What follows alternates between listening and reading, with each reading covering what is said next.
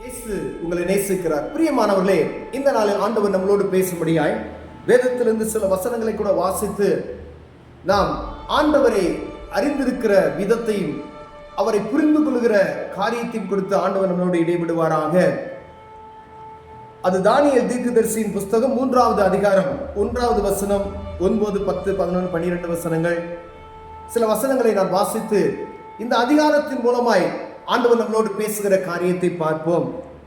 ராஜாவாகிய நேபுகாத்நேச்சார் 60 முழ உயரமும் 6 முழ அகலமான ஒரு பொற்சிலையை பண்ணுவித்து பாபிலோன் மாகாணத்தில் இருக்கிற தூரா என்னும் சமபூமியிலே நிறுத்தினான். பெரியமானவர்களே, இந்த பாபிலோன் ராஜா ஒரு மகத்துவமான ஒரு மனிதர். அந்த கீழே அதுக்கு அடுத்த அதிகாரம்லாம் வாசித்து போனால் அவருடைய புகழ்கள் எல்லாரும் அடங்கி இருக்கக்கூடிய, அவர் என்ன நினைச்சா என்ன வேணாலும் செய்வார். ஒருத்தனை கொல்லுவதற்கு அதிகாரம் இருக்கு, உன்னை தப்பு வைப்பதற்கு அதிகாரம் இருக்கு, பலவிதமான காரியங்கள் அவருக்கு கையிற்குள்ளாய் இருக்கிறது. பாபிலோன் மகா ஒரு பயங்கரமான ஒரு நகரம். பிரியமானவர்களே, அந்த ராஜா தன்னுடைய மேன்மையை நிமித்தமாய் ஒரு பெரிய சிலையை பொன்னினால செய்து அதை அங்கு ஒரு தூராயிரு சமபூமியில நிறுத்தி வைத்து ஜனங்கள்லாம் அதை வழிபடும்படியாய் ஜனங்களுக்கு ஒரு அதிகாரத்தை பிறப்பிக்கிறதை நாம் பார்க்க முடிகிறது. பிரியமானவர்களே, அங்கு ஆண்டவருடைய பிள்ளைகளாகிய தீர்க்கதரிசிகளாகிய தானியேல், சாத்ராக், மேஷாக், ஆபேத்நேகோ என்பவர்கள் அங்கே இருக்கிறார்கள். இதற்கு முன்பதான அதிகாரத்தில் இந்த சாத்ராக், மேஷாக் என்பவர், ஆபேத்நேகோ என்பவர், தானியேல் என்பவர்களே அவருடைய காரியங்களை பற்றி, தானியேலை பற்றி இந்த பாபிலோன் ராஜா அறிந்திருக்கிறார். அப்படி அறிந்திருந்தும் அந்த இடத்துல இப்படிப்பட்டதான ஒரு காரியத்தை அவர் செய்வதற்கு, அவர் ஒரு புறஜாதி நாட்டுடைய ராஜா, அவருக்கு தேவனுடைய நாமத்தை பற்றி அறியாத ஒரு ராஜா, இப்படி ஒரு தெய்வம் இருக்கிறாரா என்பதை பற்றி புரிந்து கொள்ளாத ஒரு ராஜா, அங்கு ஆண்டவருடைய பிள்ளைகள் இருக்கிறார் என்பதை புரிந்து கொண்ட மாத்திர ஒரு ராஜா. அப்படிப்பட்ட சூழ்நிலையில ஆண்டவருடைய பிள்ளைகளுக்கு விரோதமாய், அதாவது எந்த ஒரு இடத்துலையும் நீங்க வேற ஒரு தேசத்துல இருக்கும் பொழுதும் ஆண்டவருடைய நாமத்தை மகிமைப்படுத்துகிற பிள்ளைகளுக்கு ஏதாவது ஒரு சூழ்நிலையில ஒரு முரண்பாடான காரியம் நடந்து கொண்டே இருக்கும். அதே போலதான் ராஜா இங்கு ஒன்றும் சொல்லவில்லை. ராஜாவை சுத்தி இருக்கிற, அவர்களுக்குள்ள சுத்தி இருக்கிற அவருடைய அங்க சொல்லப்படுகிற சில மனிதர்கள் என்ன செய்றாங்க அப்படின்னா, இந்த சாத்ராக், மேஷாக், ஆபேத்நேகோவை பத்தி ஒரு குறை சொல்லுகிறதை பற்றி சொல்லப்படுகிறது. பிரியமானவர்களே, என்ன சொல்றாங்க அப்படின்னு கேட்டீங்கன்னா, ராஜாவாகிய நேபுகாத்நேச்சாரை நோக்கி, ராஜாவே நீர் என்றும் வாழ்க, எக்காலம் நாதசுரம், கிண்ணறம், வீணை, கீதவாத்தியில் சத்தத்தை கேட்கிற எந்த மனுஷனும் தாள விழுந்து பொற்சிலையை பணிந்து கொள்ள வேண்டும் என்றும், எவனாகியும் தாள விழுந்து பணிந்து கொள்ளாமல் போனால் அவன் எரிகிற அக்கினி சுவாலை நடுவிலே போடப்பட வேண்டும் என்று ராஜாவாகி நீர் கட்டளையிட்டீரே. பாபிலோன் மாகாணத்திலே காரியங்களை விசாரிக்கும்படி ஏற்படுத்தின சாத்ராக், மேஷாக், ஆபேத்நேகோ என்னும் யூதரான மனுஷர் இருக்கிறார்களே, அவர்கள் ராஜாவை மதிக்கவில்லை, அவர்களுடைய தேவர்களுக்கு ஆராதனை செய்யாமலும் நீ நிறுத்தின பொற்சிலையை பணிந்து கொள்ளாமல் இருக்கிறார்கள் என்று ஒரு குற்றத்தை ராஜாவின் முன்பதாய் வைக்கப்படுகிற ஒரு காரியத்தை நாம் பார்க்க முடிகிறது. பிரியமானவர்களே, இந்த காரியம் ராஜாவுக்கு தெரியப்படுத்துகிறது. ராஜா மேன்மையிலிருந்து இறங்க முடியாது. அந்த இடத்துல இருந்து தானியேலை பாருங்க, சிங்கக்கவில போடும் பொழுது அவருக்கு தெரியும், ராஜாவுக்கு தெரிகிறது, தானியேலே என்னுடைய காரியம் நான் கட்டளையிட்டுட்டேன், ஆனாலும் நீ உன்னை தப்புவிக்கிற தேவன் சர்வ வல்லமையுள்ள தேவன் என்பதை நான் அறிந்திருக்கிறேன், சிங்கத்தின் வாய்களை கட்டுவதற்கு அவர் வல்லமையுள்ளவர் என்று அறிந்திருக்கிறேன் என்று சொல்லி மறுநாள் காலமே எழுந்து தானியேலை பார்க்குவதற்கு அவர் ஓடக்கூடிய ஒரு சூழ்நிலை எழுதி வைக்கப்பட்டு இருக்கிறது. பிரியம், அதே போல இங்கு அதை அறிவதற்கு முன்பதாய் அந்த ராஜாவா பாருங்க, இந்த குற்றங்கள் அந்த ராஜ்யத்திற்குள்ள இருக்கக்கூடிய பிரதானிகள் குற்றப்படுத்துகிறார்கள். உடனே ராஜா என்ன செய்றார், வர சொல்லுங்க, ஒரு வார்த்தை சொல்றாரு, நீங்க நான் மீண்டுமாய் எக்காலம் நாகசுரம், கிண்ணறம் எல்லாம் வாசிக்கும் பொழுது நீங்க இந்த பொற்சிலையை பணிந்து கொள்ள வேண்டும் என்று அவர் சொன்னார்.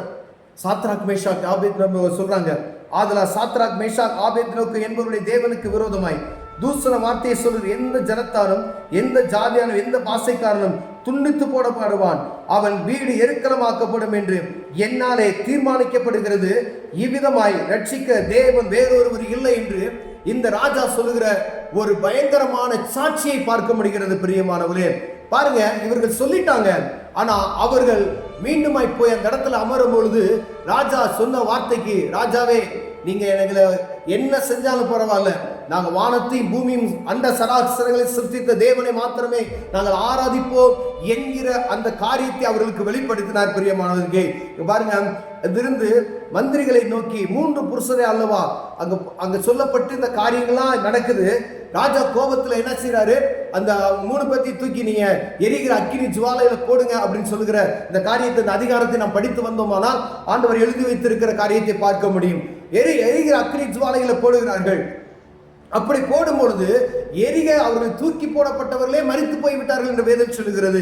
இங்கு ராஜா பார்க்கிறான், எந்திரிச்சு பாருங்க, 3 புருஷரை அல்லவோ கட்டுண்டவர்களாய் நாம் அக்கினியிலே போடுவித்தோ என்றார். ஆனால் அவர்கள் ராஜாவுக்கு பிரதித்திரம், ஆம் ராஜாவே என்றார்கள். அதற்கு அவன், இதோ 4 பேர் விடுதலையா அக்கினியிலே உலாவுகிறதை நான் காண்கின்றேன், அவர்களுக்கு ஒரு சேதமும் இல்லை, 4ஆம் ஆளின் சாயல் தேவபுத்தனுக்கு ஒப்பாய் இருக்கிறது என்றான். அப்பொழுது நேபுகாத்நேச்சார் எரிகிற அக்கினி ஜுவாலையின் வாசலுக்கு வந்து உன்னதமான தேவனுடைய தாசனாகிய சாத்ராக், மேஷாக், ஆபேத் நேகோ என்பவர்களே, நீங்கள் வெளியே வாருங்கள் என்றான்.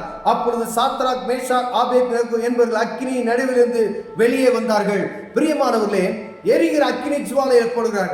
எங்க ஆண்டவர் எங்களை தப்பிவித்தாலும் தப்பிவிக்காமல் போனாலும் பரவாயில்ல, ஆனா நீ நிறுத்தின பொற்சலை நாங்கள் வணங்க மாட்டோம் என்கிற ஒரு வைராக்கியம் உள்ள ஒரு ஆண்டவருடைய பிள்ளைகள் அந்த இடத்துல பார்க்க முடிகிறது. பிரியமானவர்களே, இயேசு ஆண்டவருக்காய், அவருடைய நாமத்துக்காய் அவர்கள் எப்பவும் சாட்சியா நிற்கக்கூடிய மனிதர்களை நாம் இங்க பார்க்கிறோம். முன்கூட்டி நமக்கு எழுதப்பட்டு இருக்கிற இப்படிப்பட்டதான காரியம் இனிமேல் வரக்கூடிய காலங்கள்ல எதிர்ப்பான சூழ்நிலைகள் வந்தாலும் ஆண்டவருக்காய் வைராக்கியம் பாராட்டி ஒரு காரியத்தை ஆண்டவர் வைக்கும்படியாய் எழுதப்பட்டு இருக்கிறது. பிரியமானவர்களே, அதே ராஜா எல்லா ஜனத்திற்கு முன்பாய், மந்திரிமார்களுக்கு முன்பதாய் அவர் சொல்லுகிற வார்த்தை தான் இங்க, ஆதலால் சாத்ராக், மேஷாக், ஆபேத் நேகோ என்பவருடைய தேவனுக்கு விரோதமாய் தூஷண வார்த்தைகளை சொல்லுகிற எந்த ஜனத்தாலும், எந்த ஜாதியானும், எந்த பாஷைக்காரனும் துண்டித்து போடப்படுவான், அவனாலே துண்டித்து போடப்படுவான் என்று என் நாமத்தினாலே தீர்மானம் பண்ணப்படுகிறது.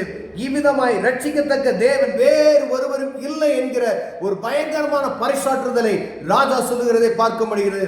அவர்களை மேன்மைப்படுத்தி வைக்கிறதை நாம் பார்க்க முடிகிறது. பிரியமானவர்களே, எங்கோ இருக்கிற ஒரு ராஜா அறிந்து கொண்டார். பிரியமானவர்களே, நாம் ஆண்டவரை பற்றி எப்படி அறிந்து வைத்து இருக்கிறோம்? இத்தனை காலங்களாய் ஆண்டவரை ஆராதிக்கிறோம், இத்தனை காலங்களாய் அவர் நாமத்தை மேன்மைப்படுத்திக் கொண்டிருக்கிறோம். அவர் சர்வ வல்லமையுள்ள தேவன் என்பதை நாம் அறிந்திருக்கிறோம்.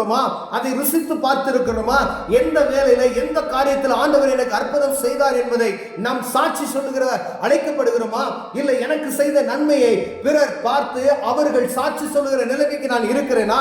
இல்ல உங்களுக்கு செய்த நன்மைகளை பிறர் பார்த்து ஆண்டவர் சர்வ வல்லமையுள்ள தேவன், இப்படி இருந்த மனிதனை ஆண்டவர் இப்படி உயர்த்தி வைத்தார் என்கிற ஒரு சாட்சியை வேறு ஒரு ராஜா, ஒரு புறஜாதியான ராஜா, வேறு மதத்தினுடைய ராஜா சொல்லுவதற்காக ஆண்டவர் விரும்புகிறார். பிரியமானவர்களே, அந்த அளவிற்கு ஆண்டவரோடு ஒப்புரவாகி நடக்கிற ஒரு பாக்கியம் எனக்கும் உங்களுக்கும் இருக்கிறது.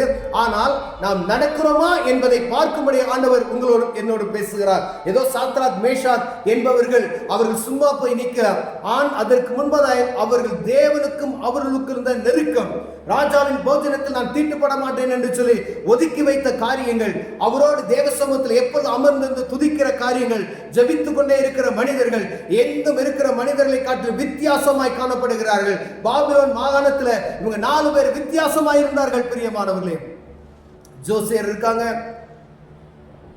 எத்தனையோ விதமான மந்திரவாதி எல்லாம் வராங்க, அவங்களெல்லாம் ஒன்றும் செய்ய முடியாது.